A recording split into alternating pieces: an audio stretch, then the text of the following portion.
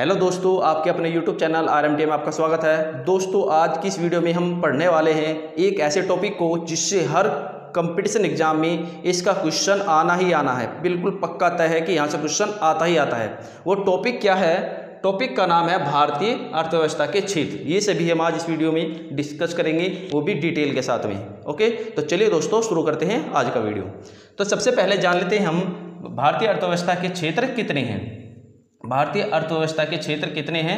अगर हम बात करें, क्षेत्र तो 4-5 होते हैं, लेकिन हमारे जो पेपर में पूछे जाते हैं वे 3 क्षेत्रों से ही क्वेश्चन आते हैं जो कि ज़्यादातर बनते हैं। तो पहला क्षेत्र जानेंगे, फिर दूसरा जानेंगे डिटेल में, फिर तीसरा जानेंगे। ओके, तो कितने क्षेत्र होते हैं भारतीय अर्थव्यवस्था के? 3। इससे ज़्यादा भी आते हैं, लेकिन हमें 3 क्षेत्र पढ़ने हैं।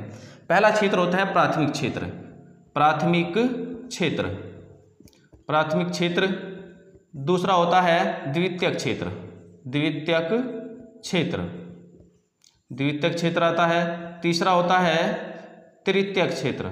तृतीयक क्षेत्र। अब बात करते हैं द्वितीयक क्षेत्र में, प्राथमिक क्षेत्र में क्या क्या चीज़ें आएंगी, द्वितीयक क्षेत्र में क्या क्या चीज़ें आएंगी और तृतीयक क्षेत्र में क्या क्या चीज़ें आएंगी। अगर बात करें प्राथमिक क्षेत्र में, प्राथमिक क्षेत्र में वे सभी चीज़ें आती है जहाँ से हमें कच्चा माल प्राप्त होता है। जहाँ से हमें कच्चा माल प्राप्त होता है वे सभी चीज़ें कहाँ में आती है?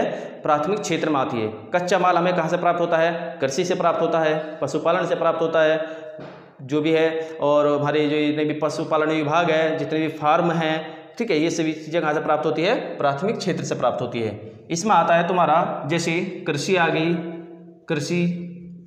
कृषि आ गई, पशुपालन आ गया, पशुपालन, ठीक है। तो प्राथमिक क्षेत्र में ये चीज़ें आती हैं, पशुपालन। ओके दोस्तों, और मत्स्य पालन भी इसी में आता है। मत्स्य पालन, मुर्गी पालन, सभी इसी में आ जाते हैं ये प्राथमिक क्षेत्र में। द्वितीयक क्षेत्र में क्या क्या चीज़ें आती है? द्वितीयक क्षेत्र में आता है, द्वितीयक क्षेत्र में जो भी कच्चे माल को, जो भी है कच्चे माल का नया प्रोडक्ट बनाकर तैयार करता है। जैसे कंपनियाँ आ गई। कंपनी क्या करती है? कच्चा माल खरीदती है प्राथमिक क्षेत्र से और उसका जो है यूज की चीज़ें हैं वो बनाकर तैयार करती है। जैसे कि गन्ने से क्या बना देती है?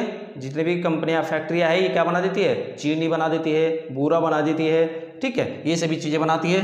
और प्राथमिक क्षेत्र कृषि से क्या खरीदती है? सूत खरीदती है, सूत के कपड़े तैयार करती है, रेशम खरीदती है। ये सभी कहाँ में आ जाते हैं? ये सभी द्वितीयक क्षेत्र में आते हैं। कंपनी, कारखाने, निर्माण विभाग, जो भी निर्माण होते हैं सभी इसमें आते हैं। ओके दोस्तों, अब बात आती है तृतीयक क्षेत्र की। तृतीयक क्षेत्र में आता है सेवा क्षेत्र।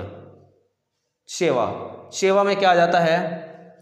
परिवहन विभाग, परिवहन की जो चीज़ें हैं, परिवहन आता है। बैंकिंग आता है, बैंकिंग, स्कूल, कॉलेज आदि। और जितने भी ये डॉक्टर वगैरह होते हैं सभी इसमें आ जाते हैं, क्योंकि तृतीयक क्षेत्र के ही अंग होते हैं। ओके, तो इसमें प्राथमिक क्षेत्र में जिन चीज़ों से हमें कच्ची चीज़ें प्राप्त होती है वे सभी प्राथमिक क्षेत्र में आएगी। कृषि, पशुपालन, मत्स्य आदि वगैरह, मुर्गी पालन भी इसी में आता है। तृतीयक क्षेत्र में क्या आता है? कंपनियां, कारखाने, निर्माण विभाग, जो भी इन कच्चे माल का मतलब जो है पक्का माल तैयार करते हैं। ओके, तृतीयक क्षेत्र में जिनसे हमें ओनली सेवा मिलती है, तो सेवा क्षेत्र भी इसी में आता है। सेवा मिलती है, इनसे और कुछ हमें चीज़ें प्राप्त नहीं होती। जैसे परिवहन हमें इधर उधर, जैसे हमें इधर से एक स्थान से दूसरे स्थान पर जाना होता है तो इसमें हमें सेवा प्राप्त होती है यहाँ से। बैंकिंग से भी हमें सेवा मिलती है, क्योंकि वहाँ पर हमारा जो भी पैसा है वो सुरक्षित रहता है। स्कूल कॉलेज में भी हमें सेवा मिलती है, वहाँ पर भी क्या हमें नॉलेज प्राप्त होती है।